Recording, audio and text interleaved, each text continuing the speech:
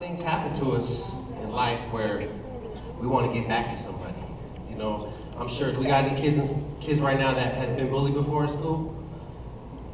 By way of hand, don't be shy.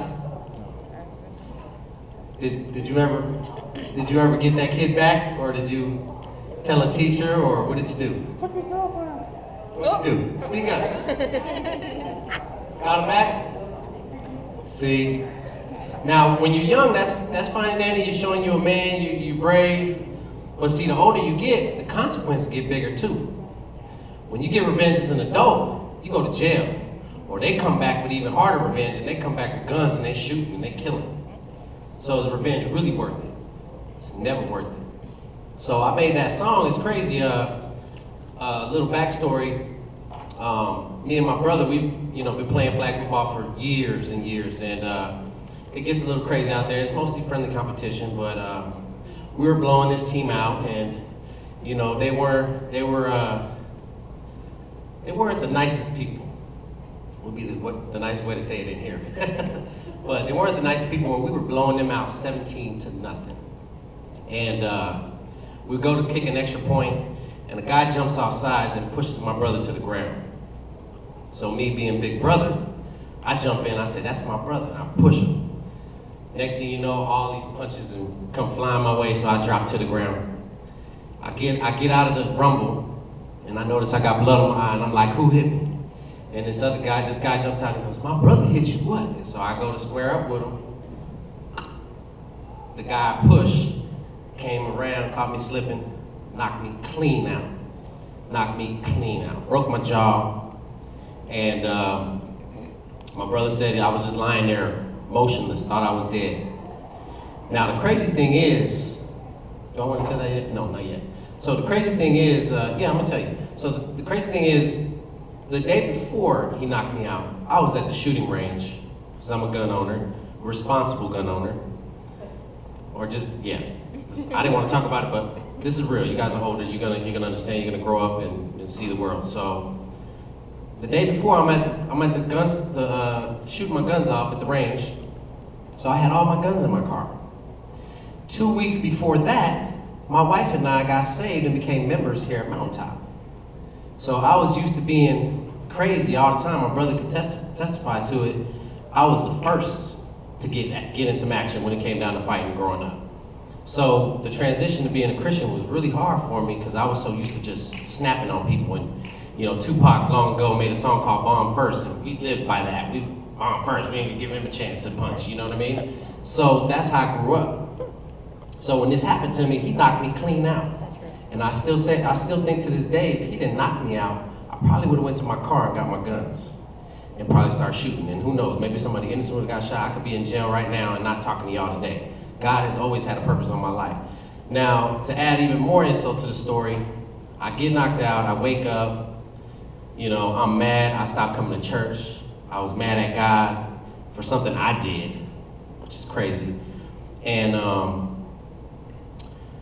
it took me a while to come back, and I finally came back, and Sister Victoria happened to be preaching that Wednesday night, and she had people come up to the altar that wanted to be saved. And she puts her hand on my head, and she whispers in my ear, let go already. And I just broke down crying and fell back, and they tried to put the blanket on me and all that stuff. I don't know if it was called a blanket or a cloak. I'm sorry if I'm insulting anybody. But I was angry, and even though I was saved, I still hadn't let go all the anger that was in me. And so I'm back at church. A year and a half goes by. It's my wedding day. I hadn't seen my father in 17 years. I flew him out here for the wedding, and he'd never seen his boys play flag football before or play any sports because he was a deadbeat dad. But we were trying to give him a second chance to come back into our lives. I flew him out here. And we had a game that day. It was playoffs. And my teammates were like, you gonna play on your wedding day? What if you get hurt? Man, you crazy. And I'm like, no, man, I'm gonna play. And we beat the first team. We're walking up to Hill to play the second game, and who do I see? The guy that broke my jaw on my wedding day. I see him. You get the burner? Yeah, I wanted to. I still have it in me. No. But so I see this guy on my wedding day, and I'm like, wow, the devil is crazy. He wanted me to snap and just throw everything away right then and there. I got my dad with me, I'm getting married, and instead of saying anything, he looks at me and he kind of looks down and walks away. Like he was ashamed, he didn't want to look at me. And I told him, I said, I forgive you because God forgives. I said that exact thing to him. And he looked at me and he said, man, I didn't mean for it to go down like that. And I said, no, I started it, you finished it, there's no rules in fighting. But I forgive you, I was mad for a long time. And the thing he doesn't know is that it's a small world, so you gotta be careful who you mess around with. His older brother dated one of my best friend's cousins. So when that first happened to me, I ended up finding out where he lived, where his mom stayed, where his brother stayed, and all my homies was ready. They was like, let's go, let's go. Even my brother, let's go. But I didn't act, something told me not to do it. And I ended up writing that song about it because I was just, like, I'm still not over it today. I still, like, I've let it go, but it will always be down, deep down inside me like, oh, I wish I could have got him back. But it's never worth it. Because if I would have got him back, who knows? His boys could have got me back, then who knows? Or I could be in jail, or I could be dead and not even be here talking to y'all today. So my story was revenge is never worth it. And I wanted y'all to know that. And I got a lot of other revenge stories too that didn't work out. I mean, somebody picking on him when we were little, and I beat the kid up really bad, put him in the hospital. The next day, his brother comes back with like 20 people. They beat me down. Well, I beat him first, and then his friend jumped in, but that didn't work out either, So it's just like, revenge is never worth it because it's always gonna come back harder on you. So the next time you're getting bullied, I would say stand up for yourself. But the older you get, you just gotta start thinking a little bit more because you have more at stake. The older you get, you're gonna have more responsibilities. You might have families. You're always gonna have loved ones.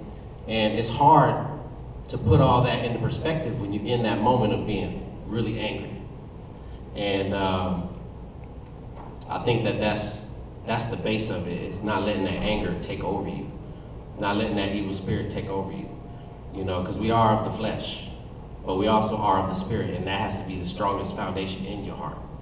You know what I mean? So that's all I got for y'all. I ain't good at this speaking thing. I don't know how I sounded, but thank y'all for letting me talk to you though. And if you ever need anything, just holler at me. Y'all see me around. God bless you.